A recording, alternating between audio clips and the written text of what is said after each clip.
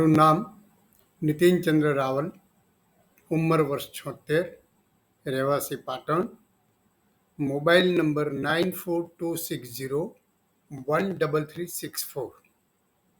રાજકોટ અગ્નિકાંડ જેવા બનાવોમાં ન્યાય કેવી રીતે મળી શકે તે બાબતે મારા અનુભવ અને મારી આપવીતીના સમર્થન સાથે થોડુંક દિશાસૂચન કરું છું.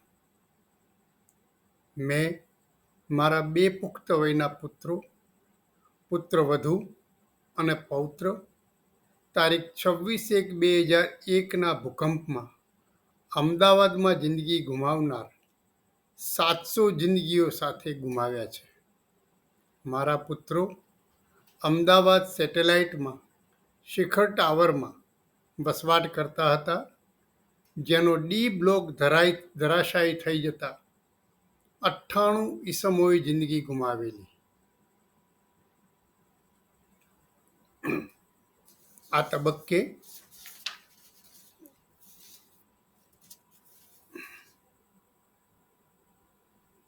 તબક્કે આપનું ધ્યાન દોરું કે આપણા બંધારણે આર્ટિકલ 21માં મૂળભૂત અધિકારો આપવા સાથે એવું ચોક્કસ કરેલ છે કે રાજ્ય સરકાર અને તેના દ્વારા નિયુક્ત સક્ષમ અધિકારીઓ કાયદાનું ચુસ્ત પાલન કરશે અને કરાવશે, તેમજ આવા કાયદાની જોગવાઈઓ નીચે આપવામાં આવેલ પરવાનગીઓ અથવા પરવાનાઓથી હાથ ધરવામાં આવેલા બાંધકામો કે અન્ય પ્રવૃત્તિઓના કારણે નાગરિકોની જાનહાનિ કે માલનું નુકસાન થશે નહીં.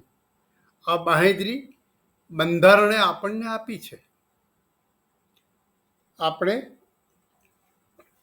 આ તબક્કે વર્ષ 2003થી મારો શરૂ કરેલા સંઘર્ષ જે આજે પણ ચાલુ છે તેની થોડીક વિગતો તમને જણાવું. વર્ષ 2000માં અમદાવાદમાં ઓરડાની અંદર શ્રી ભૌમિક મુખ્ય ટાઉન પ્લાનિંગ ઓફિસર હતા. તેઓએ શિખર ટાવર, જેનું બાંધકામ ગેરકાયદેસર હોવાના કારણે સીલ કરવામાં આવેલું, તે શિખર ટાવરમાં એન્જિનિયર દ્વારા બાંહેધરી આપવામાં આવી કે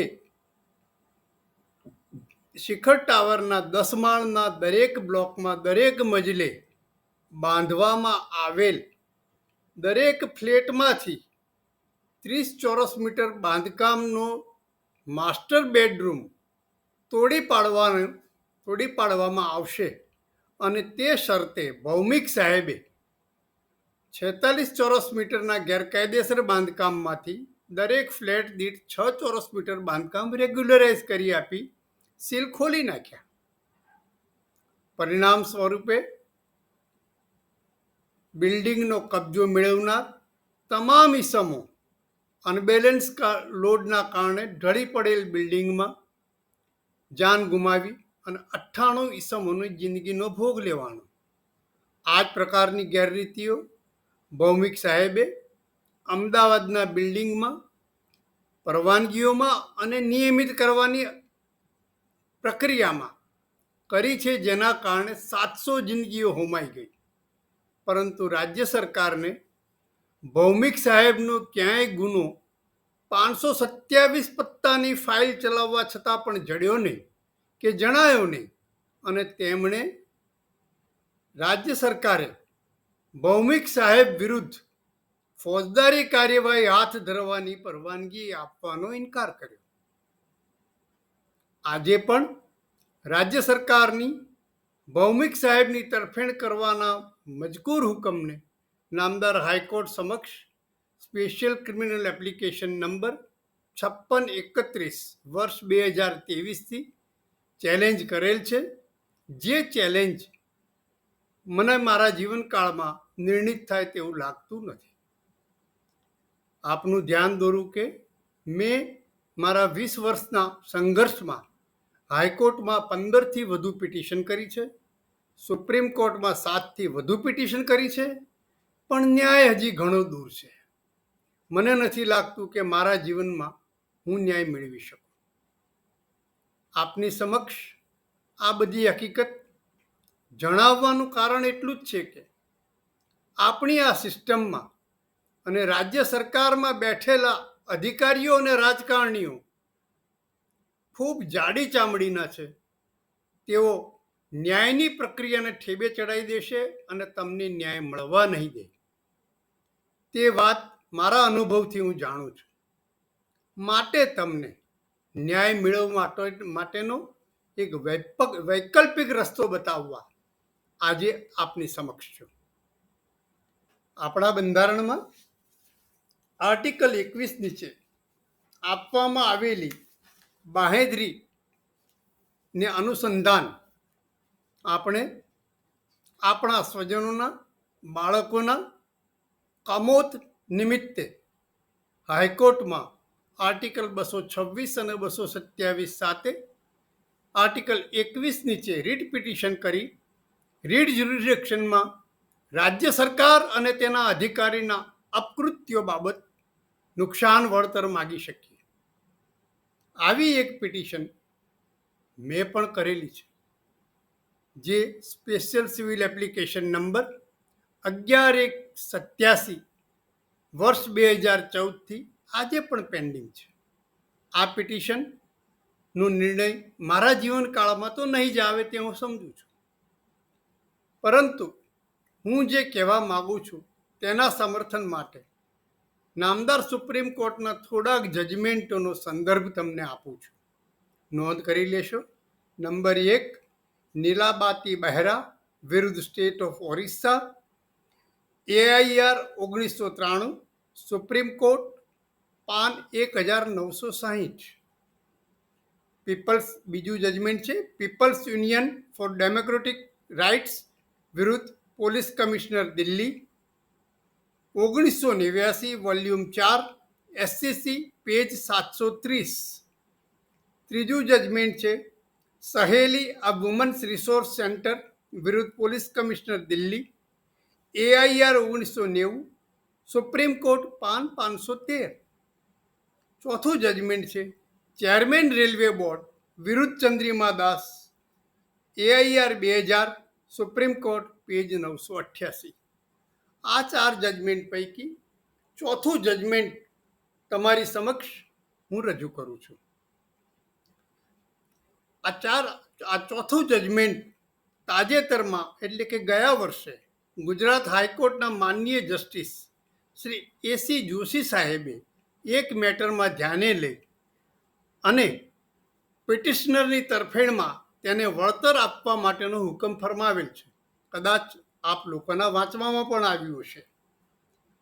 આ જજમેન્ટમાં એવી હકીકત છે કે ચંદ્રિમા દાસ નામની એક બાંગ્લાદેશી યુવતી એક રાત્રે હાવરા સ્ટેશન ઉપર ઉતરે છે.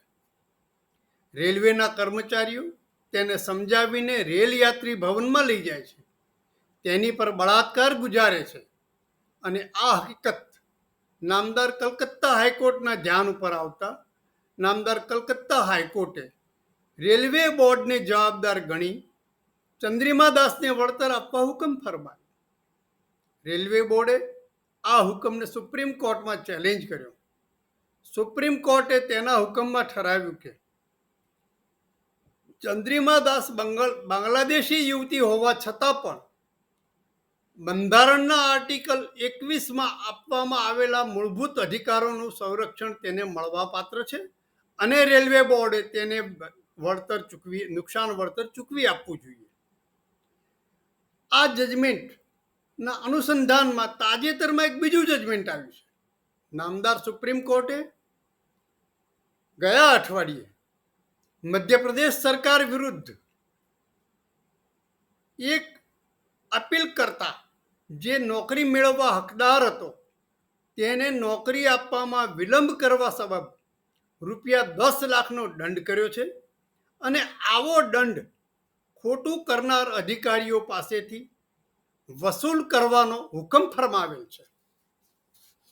ઉપરોક્ત હકીકતો મારા કથનને બળ આપે છે અને તમને હું સૂચવું છું કે તમારે પણ બધાએ આર્ટિકલ 226 અને 227 સાથે આર્ટિકલ 21 નીચે રીડ જ્યુરિસ્ડિક્શનમાં નામદાર હાઈકોર્ટ સમક્ષ રાજ્ય સરકાર અને તેના અધિકારીઓના અપકૃત્યોથી થયેલ નુકસાન સામે વળતર ચોક્કસ માગવું જોઈએ.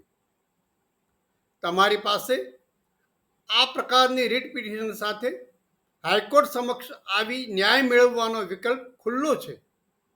તમારે એટલું જ ધ્યાન રાખવાનું છે કે નંબર 1, તમારે રીટ પિટિશનમાં નુકસાન વળતરની કોઈ રકમ માગવાની નથી. વળતરના રકમ હાઈકોર્ટને નક્કી કરવા દેજો. તમે રકમ માગશો તો હાઈકોર્ટ દાવો કરવાનું કહેશે, જેનો ક્યારેય નિર્ણય નહીં આવે. હાઈકોર્ટના વળતરની રકમ નક્કી કરવા બાબતે મદદરૂપ થવા તમે તમારા બાળક સ્વજનની ઉંમર, શૈક્ષણિક કારકિર્દીમાં વિકાસની તક, ભવિષ્યમાં થઈ શકતા લાભ, લાગણીઓ ગવાવવાથી થયેલ નુકસાન વગેરે પ્લીડિંગ્સ મૂકીને વળતર માગી શકો.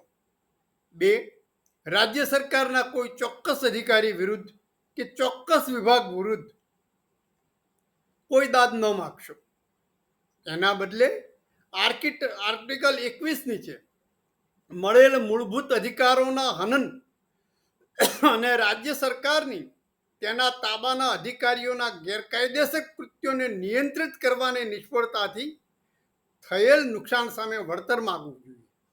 3, પૂરક દાદ એવી માગી શકો કે નામદાર હાઈકોર્ટના હુકમથી મળવાપાત્ર કે રાજ્ય સરકારે ચૂકવવા પાત્ર વળતરની રકમની વસૂલાત રાજ્ય સરકાર ખોટું કરનાર અધિકારીઓ પાસેથી કરશે.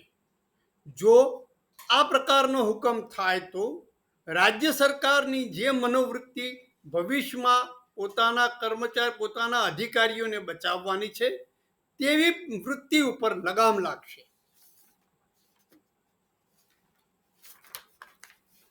તમારે વધુમાં એ ધ્યાન રાખવાનું છે કે તમારા પ્લીડિંગ્સમાં તમે એ પણ કહી શકો છો કે દરેક જે તે પ્રોજેક્ટના એન્જોયમેન્ટ માટે તમે ટિકિટ ખર્ચી છે, જે ટિકિટ ઉપર રાજ્ય સરકારે વેરા લઈને આવક મેળવી છે, અને તે રીતે રાજ્ય સરકારે ઇમ્પ્લાઇડલી આ પ્રવૃત્તિઓ કાયદેસર અને સલામત હોવાની બાંહેધરી આપી છે, માટે પણ રાજ્ય સરકાર વળતર ચૂકવવા જવાબદાર છે. મારી સલાહ છે કે તમે કોઈ પણ વ્યક્તિને કે પ્રાઇવેટ ધંધાદારીને આ પિટિશનમાં પક્ષકાર ન બનાવશો. હું એક એડવોકેટ નથી, પરંતુ મારા અનુભવો આધારે તેના નિચોડ સ્વરૂપે તમને આ હકીકત જણાવું છું. તમારે પૈસાની જરૂરિયાત ન હોય તો પણ આ પ્રકારની પિટિશન ચોક્કસ કરજો, કારણ કે આવતીકાલના ભવિષ્યમાં બનનાર દુર્ઘટનાઓ અટકાવવા આ જરૂરી છે. તમે કરેલ આવી પિટિશનોથી ભ્રષ્ટાચાર તો અટકવાનો નથી, પણ ભ્રષ્ટાચારનું સ્વરૂપ એટલું બદલાશે કે હાલ જે ખોટાને સાચું બતાવવાનો ભ્રષ્ટાચાર થાય છે તે સાચાને સાચું બતાવવાના ભ્રષ્ટાચારમાં બદલાશે. તો કદાચ આપણા સંતાનો ભવિષ્યમાં દુર્ઘટનાઓનો ભોગ નહીં બને. તમારી પાછળ આ ફોટામાં મારા સદગત બાળકો દેખાય છે. અત્યારે તો મારે આ ફોટા જોઈને જ જીવવાનું છે. કદાચ બાકી બહુ થોડો સમય રહ્યો છે. માટે તમને કહું છું કે આવતીકાલ તમારા હાથમાં છે. આવતીકાલ આવી દુર્ઘટના ન બને અને લોકોના જીવ ન જાય તે જોવાનું તમારા હાથમાં છે. માટે હાઈકોર્ટમાં આવી ઓછામાં ઓછી 100 પિટિશન લઈને આવો, જેથી કરીને કમસે કમ ન્યાય પ્રણાલી ઉપર પણ થોડુંક પોઝિટિવ દબાણ આવે. આ પ્રકારની પિટિશનમાં મોરબી હોનારતના પીડિતો પણ જોડાઈ શકે છે. તેઓ વ્યક્તિગત આ પિટિશન કરી શકે છે. વડોદરા હરણીકાંડના પીડિતો પણ કરી શકે છે.